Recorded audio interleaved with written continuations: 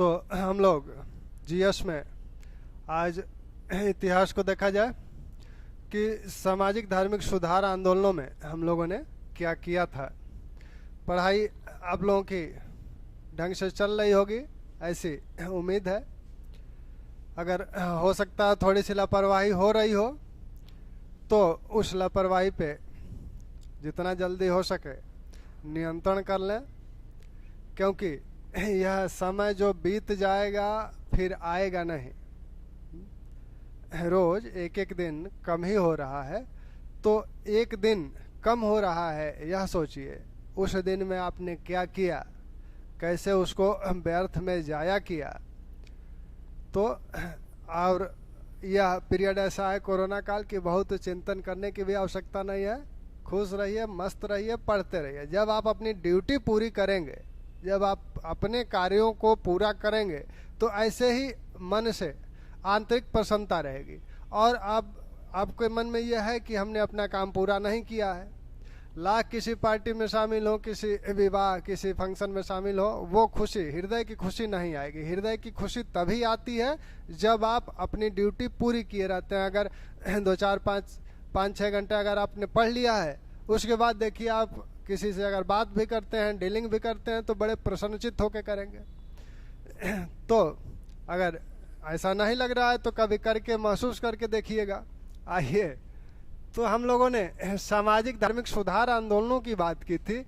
अब एक आंदोलन निम्न, संभवतः पारसी सुधार नहीं हुआ था। पारसी सुधार आंदोलन,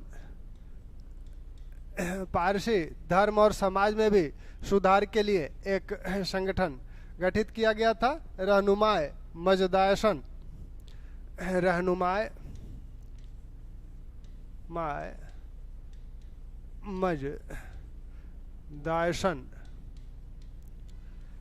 इसको 1851 में शुरू किया गया था।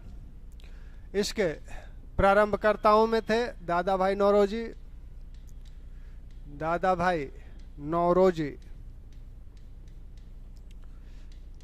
और नौरोजी फरदोंजी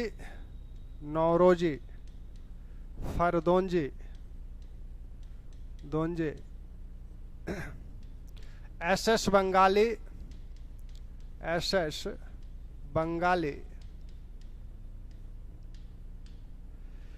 और मैडम कामा। तो इन लोगों ने मिलकर इस पारसी सुधार आंदोलन को शुरू किया था, रहनुमाए मजदायसन। इसका प्रमुख उद्देश्य क्या था? इसका प्रमुख उद्देश्य है आपका धार्मिक एवं सामाजिक सुधार। धार्मिक एवं सामाजिक सुधार। सामाजिक सुधार में भी सबसे ज्यादा बल स्त्रियों की स्थिति में सुधार की थी। स्त्रियों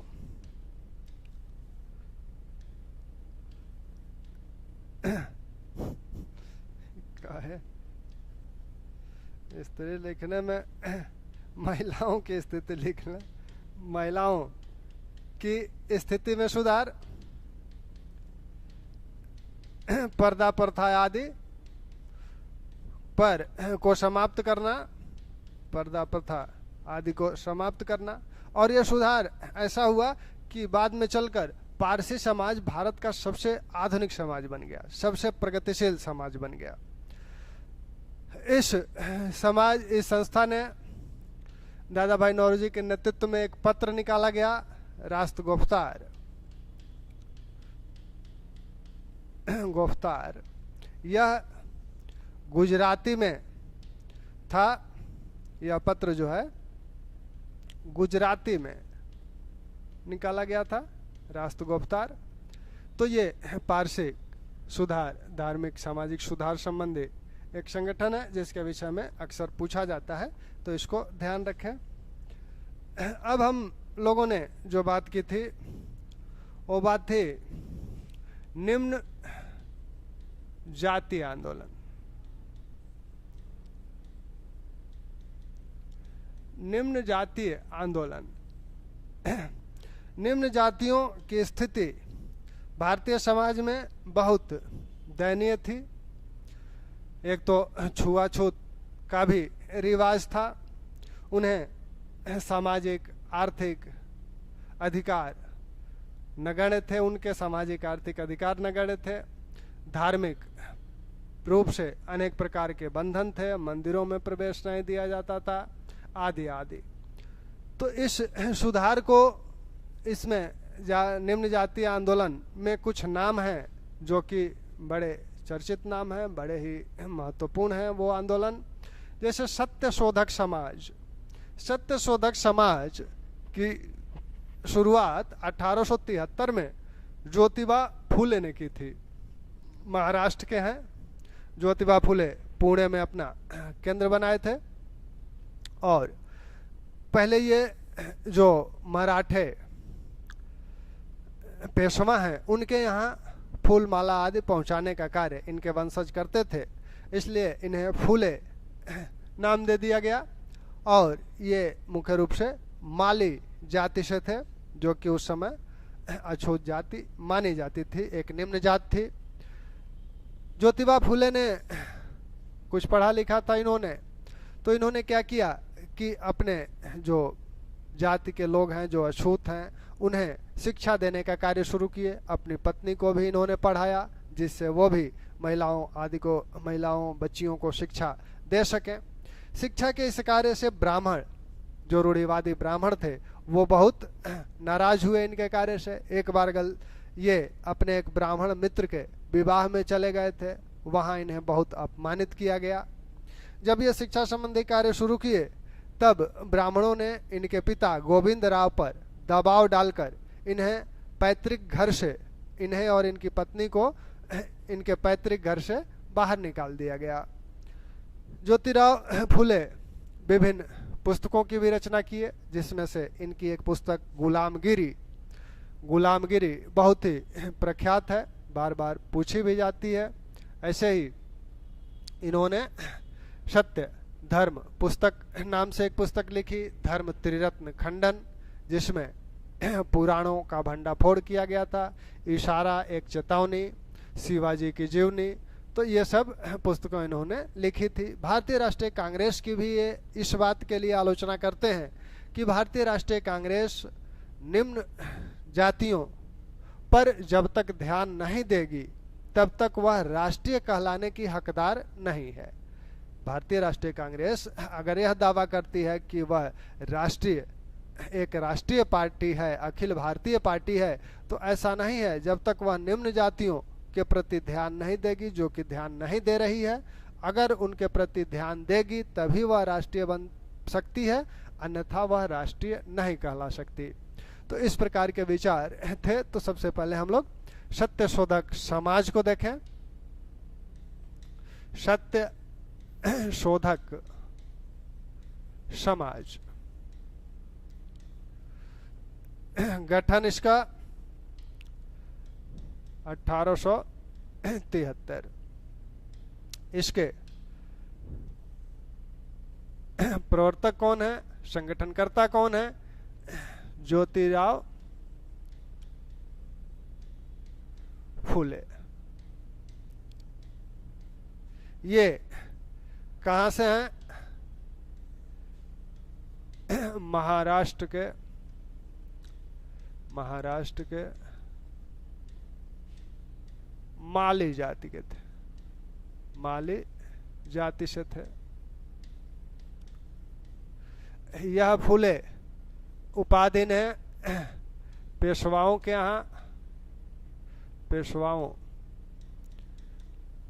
के यहाँ फूलमाला पहुंचाने के कारण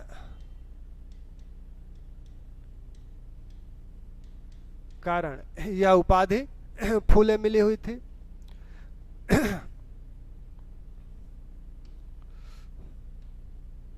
ये क्या शिक्षित थे और निम्न जातियों की शिक्षा के लिए विभिन्न स्कूलों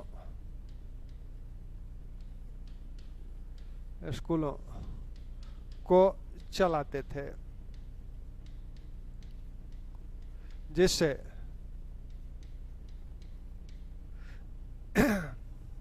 रूढ़िवादी ब्राह्मण वर्ग इनसे नाराज था।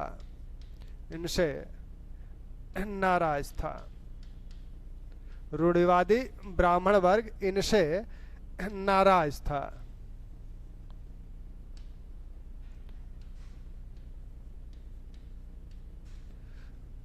तो रूढ़िवादी ब्राह्मण वर्ग इनसे नाराज था। ये रूढ़िवादी ब्राह्मण वर्ग ने क्या किया? इस रूढ़िवादी ब्राह्मण वर्ग ने इनके पिता गोविंद राव पर दबाव डालकर इन्हें पैतृक घर से पत्नी सहित निकलवा दिया। ठीक। तो पत्नी सहित रूढ़िवादी ब्राह्मणों ने इनके पिता पर दबाव डालकर इन्हें घर से निकलवा दिया। आगे क्या किए ये ब्राह्मण? आगे इन्होंने क्या किया? ज्योतिराव फुले आगे क्या करते हैं? ये विभिन्न पुस्तकों की रचना करते हैं। इनकी पुस्तकें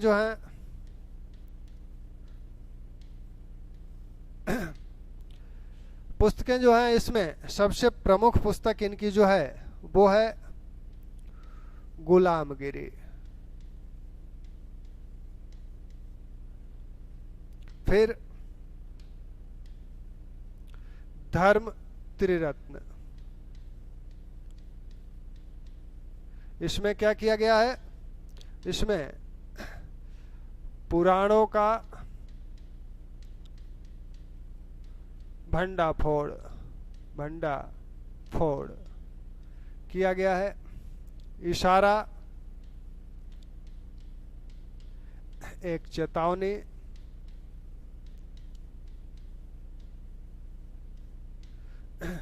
शिवाजी की जीवनी,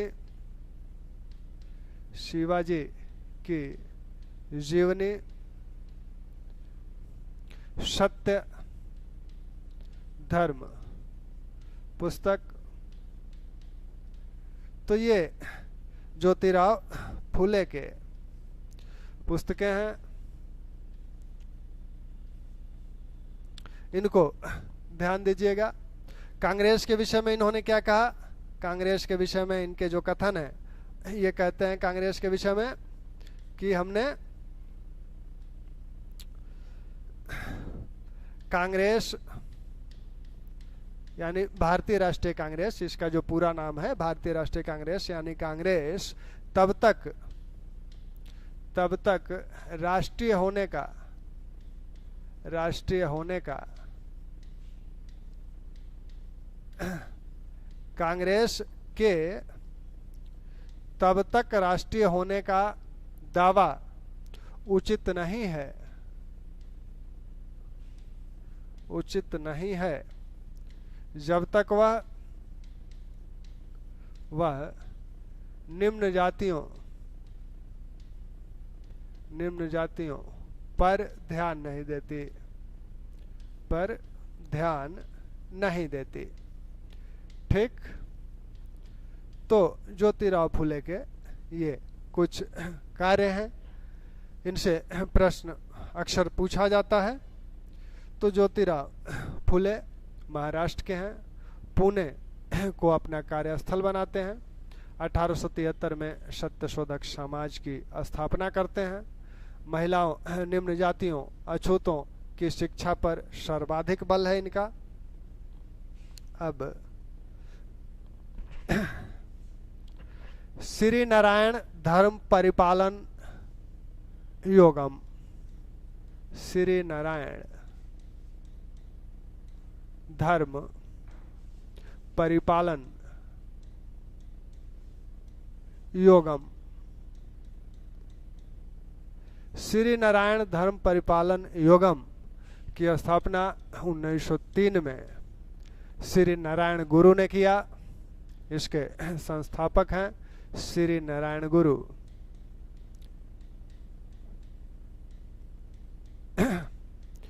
केरल के हैं, एझवा जाति के हैं। एझवा नामक अछूत जाति के हैं, अछूत जाति के थे। इन्होंने केरल सहित विभिन्न देश के विभिन्न हिस्सों में मंदिरों का निर्माण करवाया, क्योंकि उस समय केरल में विशेषकर मंदिरों में अछूतों का प्रवेश वर्जित था। तो इन्होंने विभिन्न मंदिरों का निर्माण करवाया और वो मंदिर सभी जातियों के लिए खुले रहते थे। तो इन्होंने क्या किया, मंदिरों का निर्माण करवाया जो सभी जातियों के लिए, सभी जातियों के लिए खुले रहते थे।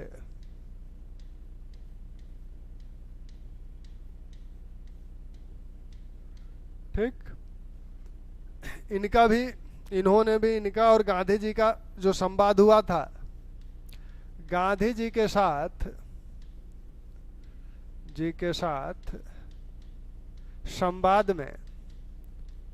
संवाद में इन्होंने कहा था, इन्होंने ये भी मानते थे कि गांधी जी के सिर्फ जो है मुंह से अछूतों और निम्न जातियों की भलाई करते हैं, व्यवहारिक कुछ नहीं किया जाता है। तो इससे वो खफा थे और गांधी जी वर्ण व्यवस्था में विश्वास करते थे और ये गांधी जी के इस विश्वास की आलोचना करते हैं। तो गांधी जी से जब संवाद हुआ तो गांधी जी ने से इन्होंने कहा कि, गांधी जी ने कहा कि जैसे एक ही पेड़ है उसके भिन्न भिन्न पत्ते हैं, तो एक पत्ते का रस दूसरा, दूसरे का रस दूसरा। तो इन्होंने कहा नहीं, एक पत्ते के सभी पत्तों का जो रस है सार रूप से एक ही होता है। तो गांधी जी के साथ संवाद में इन्होंने कहा था, किसी एक पेड़ के सभी पत्तों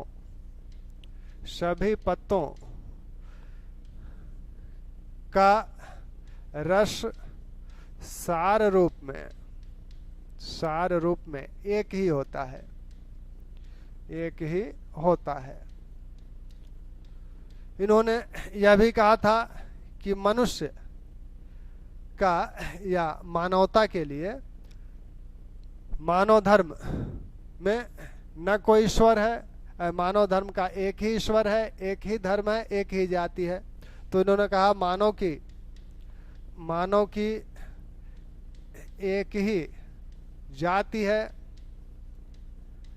एक ही धर्म है, एक ही धर्म और एक ही जाति है, एक ही धर्म और एक ही ईश्वर है। यानी ये कहते हैं कि मानव का क्या है, एक ही जाति है, सभी मानव एक ही जाति के हैं, सभी मानव का एक ही धर्म है और सभी मानव के एक ही ईश्वर हैं। अलग अलग न तो अलग ईश्वर है, न अलग जाति है, न अलग धर्म है।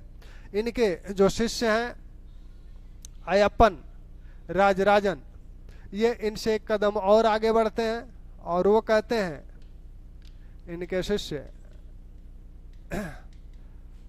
अय्यप्पन, राजराजन कहते हैं मानव का न कोई ईश्वर है, न कोई ईश्वर, न कोई जाति, न कोई जाति, न कोई धर्म है, न कोई धर्म है। तो ये श्री नारायण गुरु श्री धर्म परिपालन योगम इनके द्वारा स्थापित संस्था है। मुख्य ध्यान इनका मंदिरों में अछूत और निम्न जातियों के प्रवेश को लेकर है। केरल के एझवा अछूत जात से संबंधित है। इनके गांधी से जो संवाद हुए थे, गांधी के वर्ण व्यवस्था के ये क्या हैं, गांधी के वर्ण व्यवस्था में विश्वास के आलोचक हैं,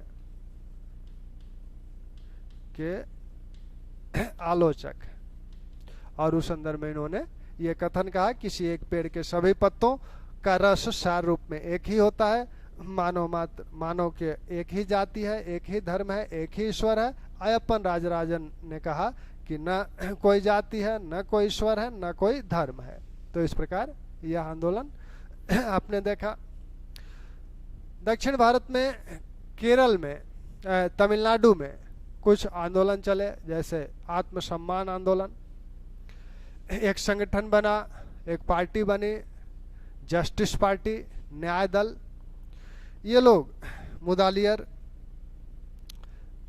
और अन्य लोगों ने मिलकर जस्टिस पार्टी का गठन किया। रामास्वामी नायकर ने आत्मसम्मान आंदोलन चलाया। तो इनकी अगर बात कर लें तो जस्टिस पार्टी और आत्मसम्मान आंदोलन।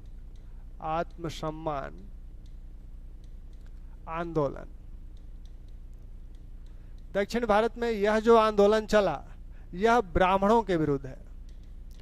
ब्राह्मणों के एकाधिकार या सर्वाधिकार कह लें, एकाधिकार के विरोध में यह आंदोलन चला। सामाजिक धार्मिक सुधार आंदोलन के 19वीं शताब्दी के सुधार आंदोलन में आपने देखा कि मद्रास प्रेसिडेंसी में यह सफल नहीं रहा था, क्योंकि यहाँ नेतृत्व का अभाव था। तो बाद में जब सर से पानी ऊपर जाने लगा तो यह हिंसक आंदोलन बना। तो बहुत ही उग्र आंदोलन है। आत्मसम्मान आंदोलन को शुरू किया 1920 में रामास्वामी नायकर ने। 1920 में इसे शुरू किया रामास्वामी नायकर ने। बहुत ही उग्र स्वभाव के हैं। बहुत ही उग्र स्वभाव के कारण इन्होंने क्या किया, इन लोगों ने कि होटलों पे या दुकानों पे जो नेम प्लेट होते थे विभिन्न जातियों संबंधी, उन पे ये कालिख पोत देते थे। जो हिंदू देवताओं की मूर्तियां होती थी उनको चप्पल से पीटने आदि का कार्य इन्होंने किया। तो ये उग्र हैं। जस्टिस आंदोलन, जस्टिस पार्टी 1917 में इस पार्टी का गठन किया गया, और इस पार्टी का गठन पहले जिस नाम से हुआ था वो हुआ था दक्षिण भारत की का उदारवादी संघ। इस नाम से यह पार्टी गठित हुई थी। बाद में इसका नाम कर दिया गया जस्टिस पार्टी। यही जस्टिस पार्टी बनी या न्याय दल बना। इसको बनाने वाले लोगों में शामिल हैं आपके मुदालियर, त्यागराय, मुदालियर, पी त्यागराज। तो इन लोगों ने मिलकर इस पार्टी का गठन किया 1917 में। आगे चलकर 1937 में नायकर इस पार्टी के अध्यक्ष बने। 1937 में नायकर इस पार्टी के अध्यक्ष बने, और नायकर के प्रमुख शिष्य थे, नायकर के एक शिष्य थे आपके शिष्य, नायकर के सी.एन. अन्नादुरई, सी.एन. अन्नादुरई,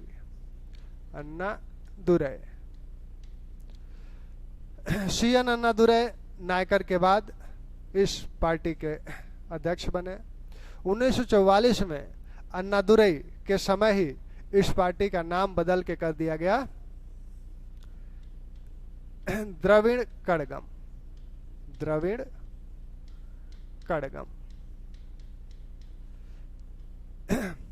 यानी कड़गम मतलब संघ होता है, द्रविड़ संघ, दक्षिण भारत का संघ है ये, दक्षिण संघ। फिर पुनः चल के पुनः 1949 में इस पार्टी में दोबारा विभाजन हुआ। 1949 में यह इसमें से अन्नादुरै निकलकर एक दूसरी पार्टी का गठन किए, वो है द्रविड़ मुनेत्र कड़गम। द्रविड़ मुनेत्र कड़गम। मुनेत्र मतलब उदारवादी, तो दक्षिण उदारवादी संघ, तो द्रविड़ मुनेत्र कड़गम। बाद में 1967 में सीएन अन्नादुरै गैर कांग्रेसी सरकार के मुख्यमंत्री भी बने। तो यह दक्षिण भारत मद्रास में मुख्यतः यह निम्न जातियों का आंदोलन था, जो कि एक राजनीतिक स्वरूप धारण किया और एक राजनीतिक पार्टी के रूप में, जस्टिस पार्टी एक राजनीतिक पार्टी के रूप में आगे चलकर अपना एक स्थान बनाई। इस जस्टिस पार्टी ने साइमन आयोग जो आया था उसका इसने समर्थन किया था। सभी कांग्रेस ने सभी पार्टियों को उसका विरोध करने का आह्वान किया था, लेकिन इसने साइमन आयोग का समर्थन किया था।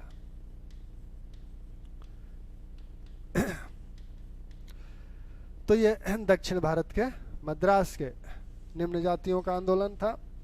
इसके बाद इसमें और विभाजन हुए। द्रविड़ मुनेत्र कड़गम डीएमके से फिर एआईडीएमके बना, और इस समय ये दोनों पार्टियां तमिलनाडु में अस्तित्व में हैं। फिर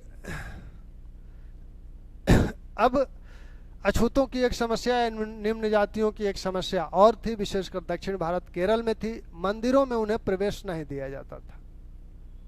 1924 में वायकोम मंदिर प्रवेश आंदोलन हुआ। 1931 में गुरुवायर मंदिर प्रवेश आंदोलन हुआ। उस समय राष्ट्रीय आंदोलन पर गांधी जी छाए हुए थे, और संभवतः उसी से प्रभावित होकर ये जो कांग्रेसी नेता थे उन्हीं के प्रोत्साहन और प्रेरणा से ये आंदोलन शुरू हुआ, और इसी के कारण ये आंदोलन अहिंसक भी रहे, हिंसक नहीं हो पाए थे, क्योंकि इस पर कांग्रेस का प्रभाव था। वायकोम मंदिर प्रवेश आंदोलन जो था, ये त्रावणकोर राज्य में वायकोम नामक स्थान पर एक मंदिर था।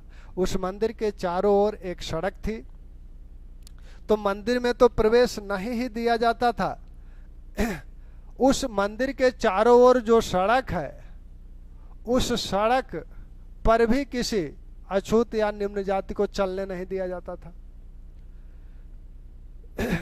तो कांग्रेस 1924 में असहयोग आंदोलन समाप्त हो चुका है, कांग्रेस रचनात्मक कार्य कर रही है। तो उस समय यह मुद्दा उठाया गया कि मंदिर में प्रवेश का मुद्दा उठाया गया। केपी केशव मेमन के नेतृत्व में एक जत्था मंदिर में प्रवेश करने के लिए आगे बढ़ा, और नायकार भी एक जत्था का नेतृत्व कर रहे थे। लेकिन मंदिर जो त्रावणकोर के राजा थे उनके सिपाहियों ने इन लोगों को गिरफ्तार कर लिया। बाद में सितंबर 1934 में महाराजा का निधन हो गया। महारानी थोड़ा सा उदारवाद को दिखाई, और उन्होंने कहा कि ठीक है, मंदिर के बाहर जो सड़क है वो सबके लिए खोल दी जाएगी। मंदिर के बाहर जो सड़क है वो सबके लिए खोल दी जाएगी। बाद में गांधी जी से वार्ता के दौरान ये बातें हुई। गांधी जी जब यहाँ 1925 में गए थे दौरा पे, तो वो केरल के किसी मंदिर में दर्शन करने नहीं गए, इसलिए क्योंकि अछूतों और निम्न जातियों को मंदिर में प्रवेश की इजाजत नहीं थी। इस बात को लेकर वह मंदिर में दर्शन का बहिष्कार किए थे। ये आंदोलन यहीं रुक गया।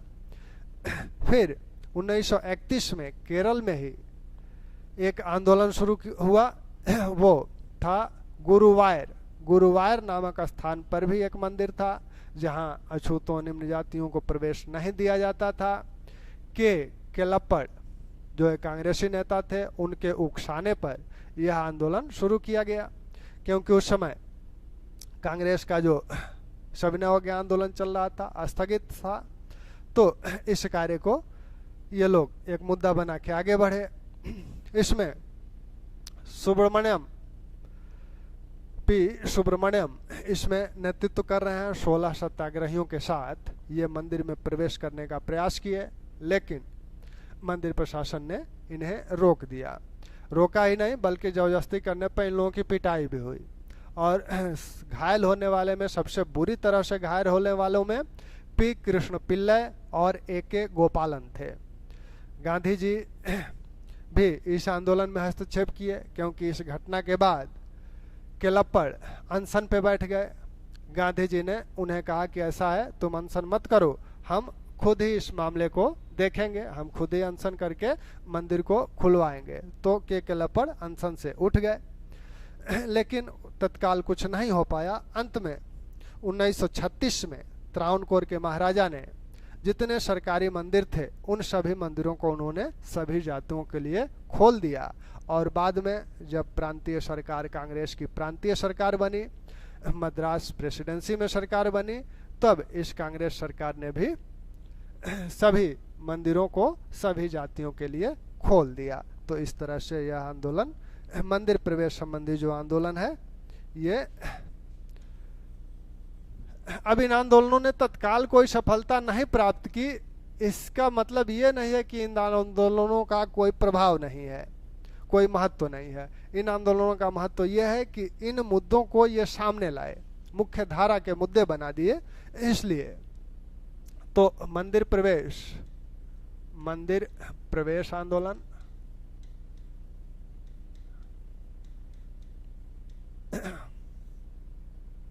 मंदिर प्रवेश आंदोलन में आपका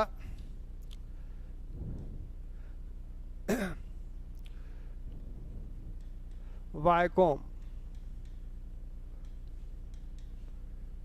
मंदिर प्रवेश, यह वायकोम कहाँ है? त्रावणकोर राज्य में था। त्रावणकोर राज्य में वायकोम नामक स्थान पर स्थित था। नामक स्थान पर स्थित मंदिर में निम्न जातियों का प्रवेश वर्जित था। निम्न जातियों का प्रवेश वर्जित तो था ही मंदिर के बाहर वाली सड़क भी निम्न जातियों के लिए बंद थी।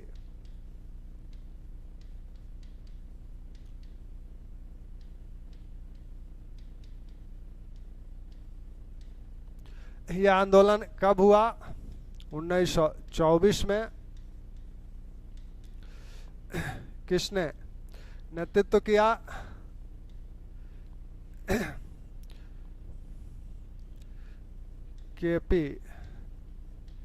केशव मेमन ने एक जत्थे के साथ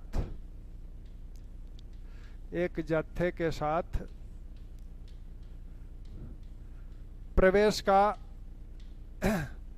प्रयास किया।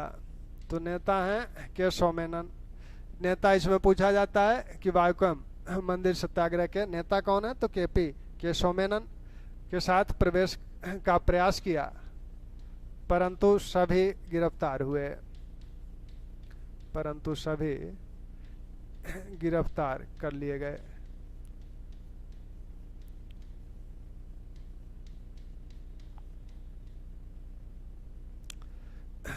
महाराजा के निधन के बाद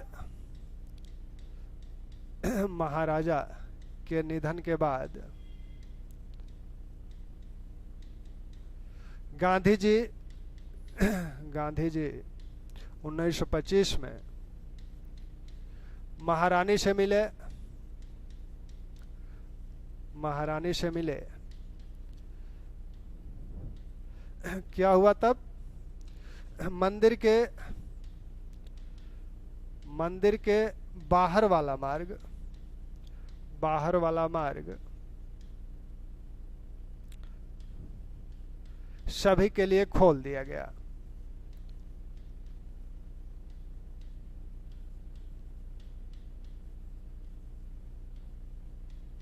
बाहर वाला मार्ग खोला गया, मंदिर में प्रवेश अभी निषेध है, प्रवेश की इजाजत नहीं दी गई। तो ये आपका वायुकम मंदिर सत्याग्रह है। अब आपका गुरुवायर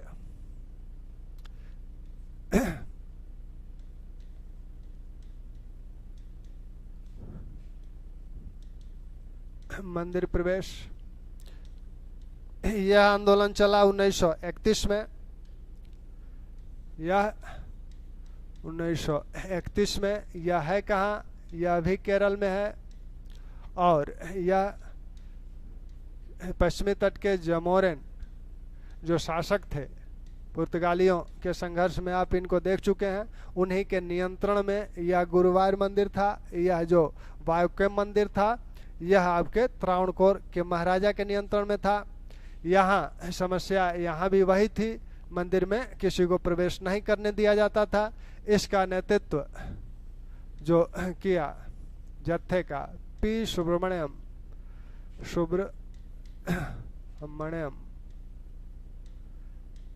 तिरुमागु ने 16 सत्याग्रहियों के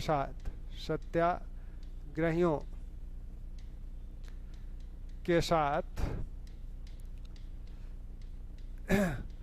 प्रवेश का प्रयास किया,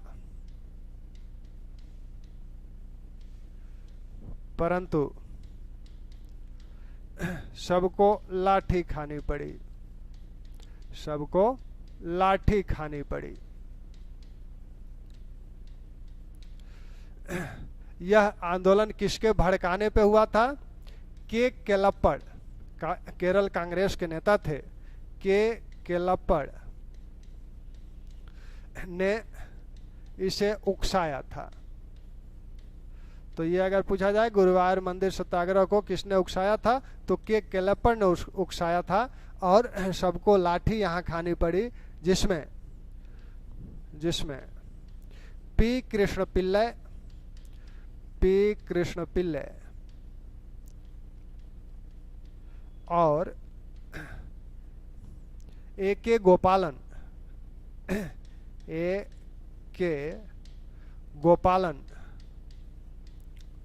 बुरी तरह घायल हुए।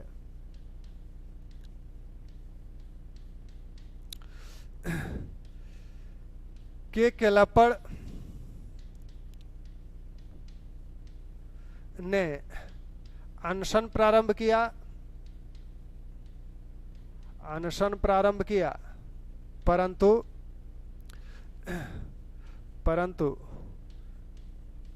गांधी के यह कहने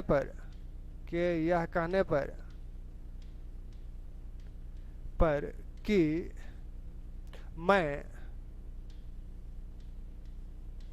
स्वयं अनशन करूंगा,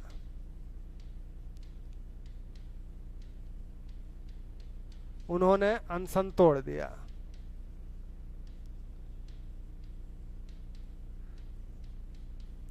ठीक, तो उन्होंने अनशन तोड़ दिया। इसमें किसके प्रोत्साहन पर? के केलप्पड़ ने यह मुद्दा उठाया, उकसाया, और किसके नेतृत्व में यह जत्था गया था? सुब्रमण्यम तिरुमागु के नेतृत्व में। और सर्वाधिक जो लाठियां पड़ी जिन लोगों पे, वो के कृष्ण पिल्ले, ए के गोपालन है। केलप्पड़ ने अनशन करना शुरू किया, लेकिन गांधी के इस आश्वासन के बाद कि रहने दो, हम स्वयं इस मुद्दे पर अनशन करेंगे, लेकिन कुछ हुआ नहीं। अंत में हुआ यूं कि 1936 में त्रावणकोर के महाराजा ने कोर मामला इतने हाईलाइट हो गए थे कि त्रावणकोर के महाराजा ने सभी सरकारी मंदिरों को सभी जातियों के लिए खोल दिया, सभी जातियों के लिए खोल दिया। तो अपने राज्य में उन्होंने ऐसा कर दिया। लेकिन अब पूरा मद्रास प्रेसिडेंसी थी, तो 1938 में कांग्रेस सरकार ने, जो प्रांतीय सरकारें कांग्रेस की गठित हुई थी, 1928 में जो ये सरकारें रही थी, तो उसी दौरान 1938 में कांग्रेस सरकार ने मंदिरों को सभी जातियों के लिए खोल दिया, सभी जातियों के लिए खोल दिया। तो यह मुद्दा समाप्त हो गया। जब सबको इजाजत मिल गई मंदिर में प्रवेश का, तो यह मुद्दा भी समाप्त हो गया। तो इस तरह से मंदिर आंदोलन जो हुए थे, तत्काल सफलता तो नहीं मिली, लेकिन बाद में ये सफलता इन्हें मिली। अब जो निम्न जातीय आंदोलन है, अछूत आंदोलन है, उसमें आप देखेंगे तो गांधी की या अंबेडकर की जो भूमिकाएं हैं, या अंबेडकर और गांधी की भूमिकाओं की बात कर ली जाए। अभी थोड़ा सा कर लेते हैं, कल लिख देंगे। अंबेडकर का जन्म जो हुआ था वो मध्य प्रदेश के महू में हुआ था, और बड़ौदा के जो गायकवाड़ हैं, शायकजी राव गायकवाड़, उनके आर्थिक सहायता से अंबेडकर ने अपनी पढ़ाई पूरी की थी। अमेरिका और ब्रिटेन से उन्होंने उच्च शिक्षा प्राप्त की, डॉक्टरेट की डिग्री प्राप्त की। वो राजनीति शास्त्र और अर्थशास्त्र के विद्वान थे, कई भाषाओं को जानते थे। वो अपने जीवन में इस अछूत और निम्न जातियों संबंधित समस्याओं को बड़ा करीब से अनुभव किया था। और जब गायकवाड़ के यहाँ नौकरी करने गए थे, तो वो एक रहने के लिए मकान खोज रहे थे, लेकिन उनकी जब जात पूछी जाती थी तो महार जाति के थे, वो अछूत जात मानी जाती थी। तो कोई अपने मकान में उन्हें रखने के लिए, किराए पर रखने के लिए तैयार नहीं था। एक मकान मालिक ने बिना पूछे, वो संभवतः भूल गए या इसका ध्यान नहीं रखे कि जात पूछना चाहिए, तो उन्होंने किराए पे उन्हें दे दिया। बाद में मोहल्ले में पता लगा कि ये महार हैं, तो मोहल्ले वाले लाठी डंडा लेके आ गए सामने कि मोहल्ले में महार कैसे रह रहा है। किसी तरह अंबेडकर की जान बचाई गई, उन्हें निकाला गया। बाद में उन्होंने ये नौकरी छोड़ दी। तो इस प्रकार के और अपने शैक्षिक जीवन में भी अनेक कटु अनुभव उन्हें हुए थे। उन्होंने निम्न जातियों या अछूतों के उत्थान के लिए, विशेषकर शैक्षिक और सामाजिक उत्थान के लिए अनेक संस्थाओं का गठन किया। उन्होंने all India depressed class association का गठन किया, बहिष्कृत हित सभा का गठन किया, बहिष्कृत भारत नामक पत्रिका भी 1927 में निकाली। अनेक शैक्षिक सोसाइटियाँ उन्होंने गठित की, डिप्रेस्ड एजुकेशनल सोसाइटी, और पत्रिकाएं अनेक उनकी हैं, जिसमें मुक नायक, जिसे उन्होंने 1920 में साप्ताहिक पत्रिका है उसे प्रकाशित कराया, समाज, समता, प्रबुद्ध भारत, जनता, इस तरह की पत्रिकाएं उनके द्वारा निकाली गई। एक राजनीतिक, उन्होंने श्रमिकों के लिए भी एक दल संगठित किया था। एक राजनीतिक दल भी उन्होंने, रिपब्लिकन इंडिया नाम से एक राजनीतिक पार्टी भी गठित की थी। संविधान के निर्माता माने जाते हैं, प्रारूप समिति के अध्यक्ष हैं। संविधान सभा में पहले वो बंगाल के प्रतिनिधि के रूप में थे, जब बंटवारा हुआ तब उन्हें फिर बम्बई प्रेसिडेंसी से प्रतिनिधि बनाया गया।